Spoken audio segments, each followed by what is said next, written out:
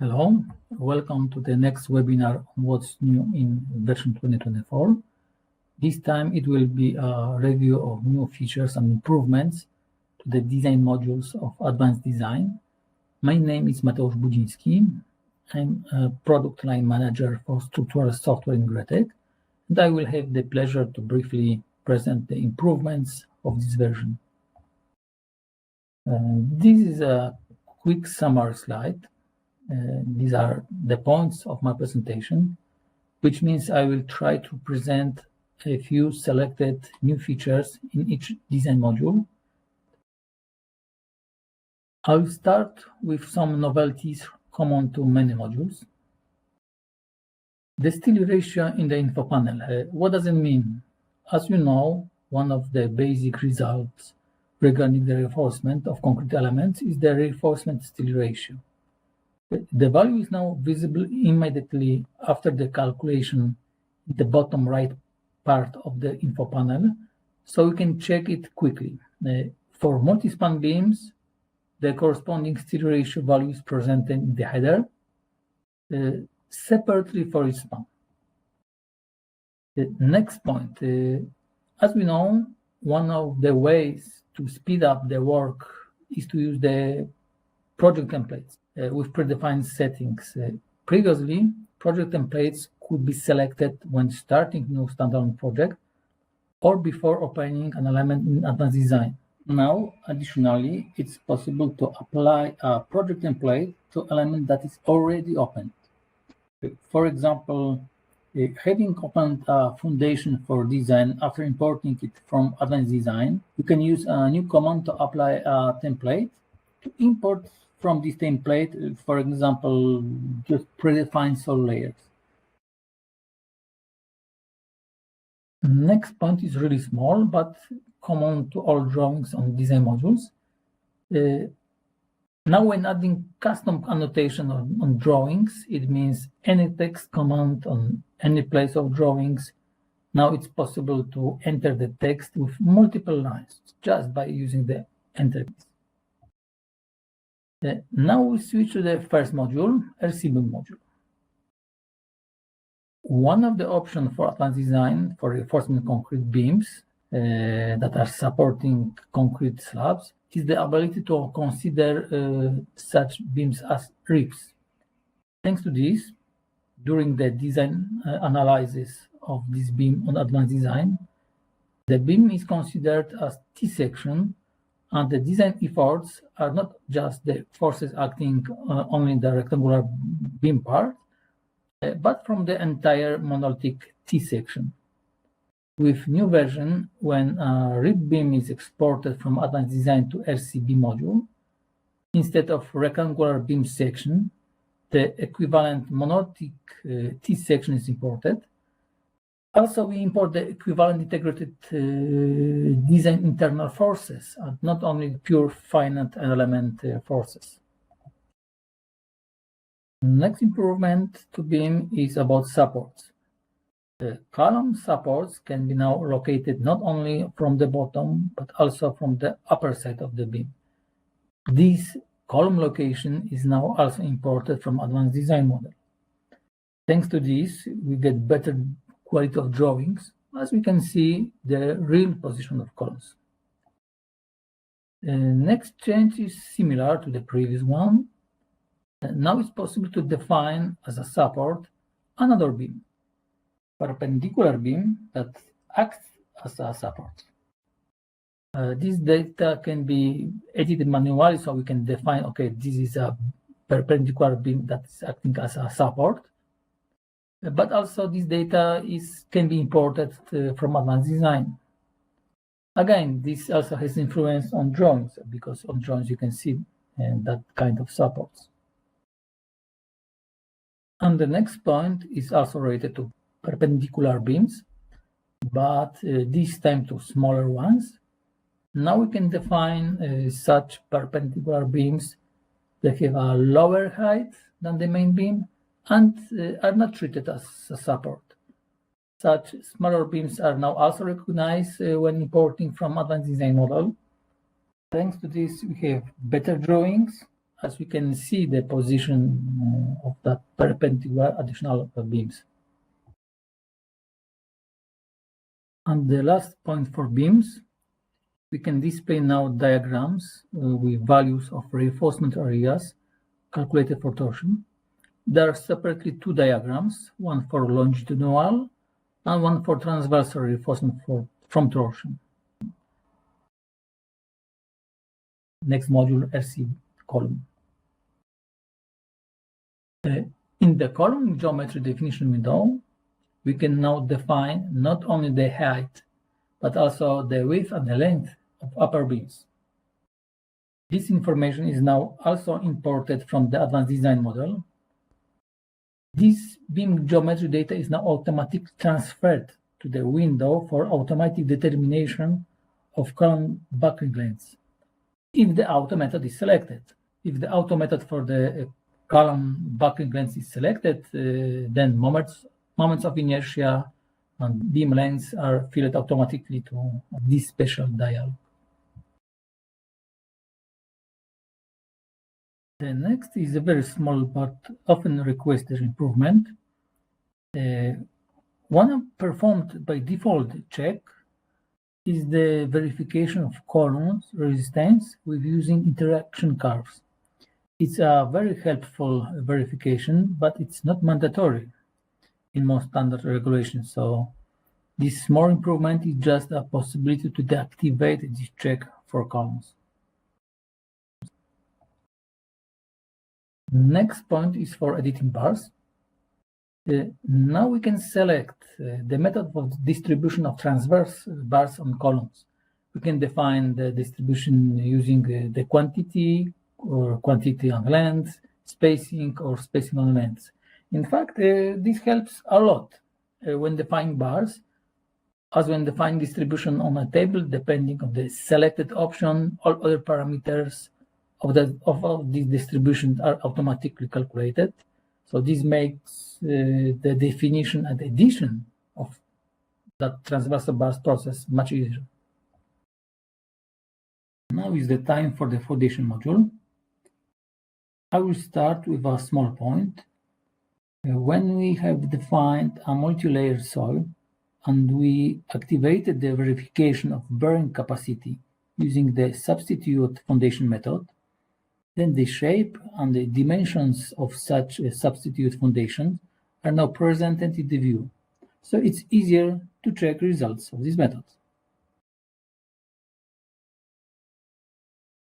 The next point is also for giving more info about results. This time about cracking on the footing path according to Eurocode. First, just after the calculations, on the info panel, we can see the most important information from the crack verification.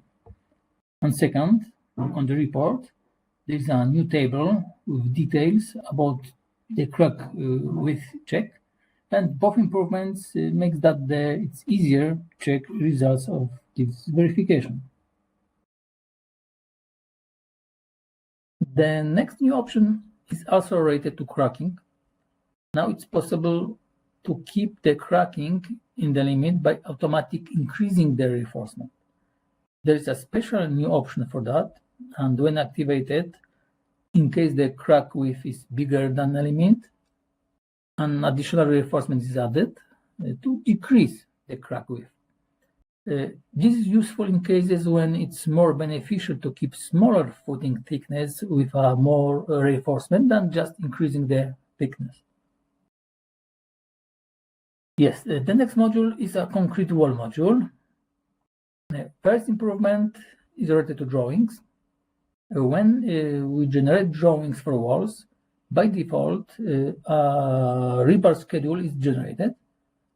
But if there are reinforcement meshes, reinforcement fabrics, then we have two options. Either, as before, the schedule for meshes can be separately generated and added to the drawings, or we can use new drawing style that allow automatic generation of schedules for bars and fabrics. So both schedules are generated at once then. The next point is for shear walls. For shear walls, it's now possible to import and export resultant forces using an Excel sheet. For this, there are two new icons available in the window of load definitions. One is for import, one is for export. We can import resultant forces per wall or per group of walls. Of course, this is helpful, especially when load data we have is available from external sources, or when we just want to easily modify values using some formulas on Excel. Now it's time for the slab module. I will start with quite extensive change, new bar shapes. We expanded the list of types of rebar shapes for concrete. In fact, with two types, with U-shaped bars and also double-banded bars. Thanks to this, there are 4 anchoring methods available, with straight bars, with hooks, with double band bars, and with using U-shaped bars. For managing this, there's a special tab on settings where we can define different settings for anchoring for the first and for the second layer of reinforcement, separately for free edges and for edges on the supports. Of course, new shapes of bars are easily visible on the drawing, so as you see on the picture on the right bottom side of the slide.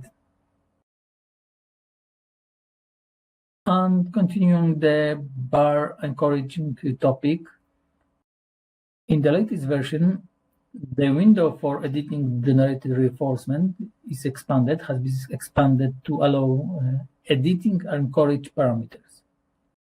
Separately for each reinforcement zone, we can decide now how we want to consider the anchorage. We can set the details like diameters, cover values. We can also modify the length of hooks. So in fact, we have more options to manage anchoring on each zone. For the automatic definition of reinforcement, one of the main settings is how to cover the theoretical reinforcement area using one or more layers. On a new version, we can specify the coverage method not only by the percentage, but also by absolute values of the reinforcement area.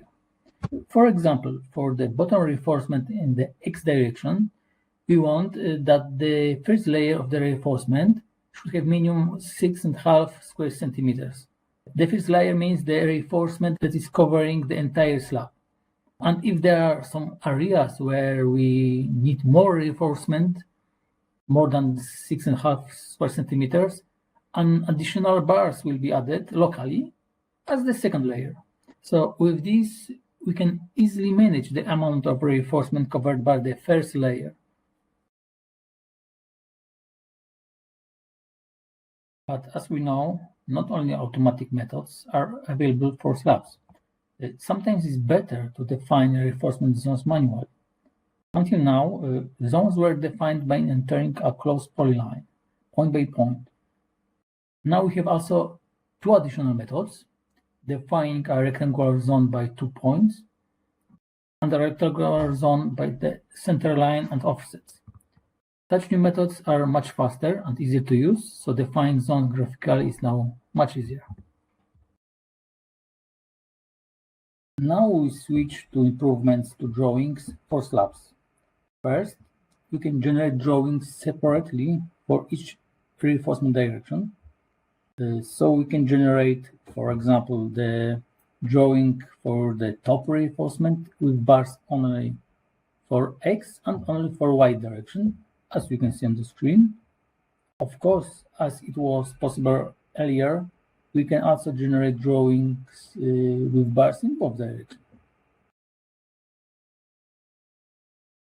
Next improvement to drawings is related to bar annotations. We improved the algorithm for automatic placement of descriptions to avoid overlapping with and collisions with bars. Of course, if we have many bars or bigger scale of the drawing, location of annotation never will be perfect. That's why annotations can be moved manually. And to help this, from this version, we can also easily change positions of parts of the bar description. So we can separately move the bar mark and the dimension line. We can also disable part of the description above the dimension line. So shortly, in this version, we have more possibilities to adapt drawings without using CAD systems. Another improvement to drawings is related to how we display openings. Now openings are displayed with using special symbol, kind of shadowing, as you can see in our picture. Yes, it's a small improvement, but makes drawings more clear. There is also an option to disable showing this symbol, but I believe drawings with such symbol looks better. Another new small option to drawings is for deciding if structural grids should be visible on drawings or not. It's useful when on advanced design you have structural grids defined on a model, but after opening a slab in the RC slab module, we don't want to see such access on drawings for a slab. Of course, it's just an option. Yes, we finished with concrete modules, and now just a few words about the masonry wall module. The first improvement is intended to make it easier to view defined loads. So now it's possible to show graphically external loads, like loads on the top of wall, as on the left picture. Of course, this will be helpful when defining the data directly on the masonry wall module. And we can also display now resultant internal forces from vertical design sections, as on the right picture. Even there are separate and dedicated diagrams for such integrated forces. Now you can see easily such design values on top, on the middle, and the bottom of each calculation panel. The next point is a small improvement.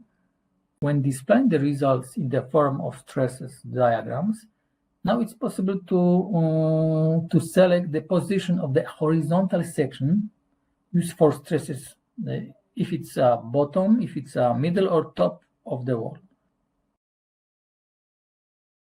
And the last point to masonry walls. Now, masonry databases are separated from the data of the current project. Using other words, we need to import data from database to a project, and we are not using directly data from libraries. Why this change was done? To avoid mistakes. First, we can now modify in each project the data of the manufacturer, for example, ceramic blocks, without affecting the database. And in an opposite way, when we change some data on database, this change will not affect previous projects if we reopen such in the future. And the last module for today, the steel connection module. In fact, there is only one, but very big novelty on this release, on this module, is a new category of connections, a welded truss connection. That connections allows for multiple geometric configurations where the main beam can be square or rectangular tubular section, or can be steel cross sections. Diagonals can be square or rectangular tubular cross sections, and we can define them in different configurations. We can use 1 or 2 or 3 diagonals, which allows modeling the most typical common for Eurocodes 3 configurations for diagonals like K-type, KT-type, N-type, T-type, X-type, and Y-type, as you see on the screen. As it's with all other connections, new connections can be modeled directly on the steel connection module, or on the standalone module, but can be imported from advanced design model. So when we define the connections on advanced design model, and we opened for verification on advanced design, then all the data related to geometry, profiles, materials, and also internal forces are imported automatically to the module. The analysis include all required verification according to Eurocode 3, including weld verifications. On the info panel, you can see the summary results with the basic info, but for more details, we can just open the reports and see all the data on the detailed report with all the formulas and data. That's all, but I have one slide more just as a reminder. This year, we have the next edition of the Advanced Design Award. It's an open contest. When GREATEC awards projects that were designed with using advanced design. There are several benefits of taking part in this competition. All info you can find on the dedicated website. You can find the link to this website on the GREATEC website. I'm sure you can also just Google to find it.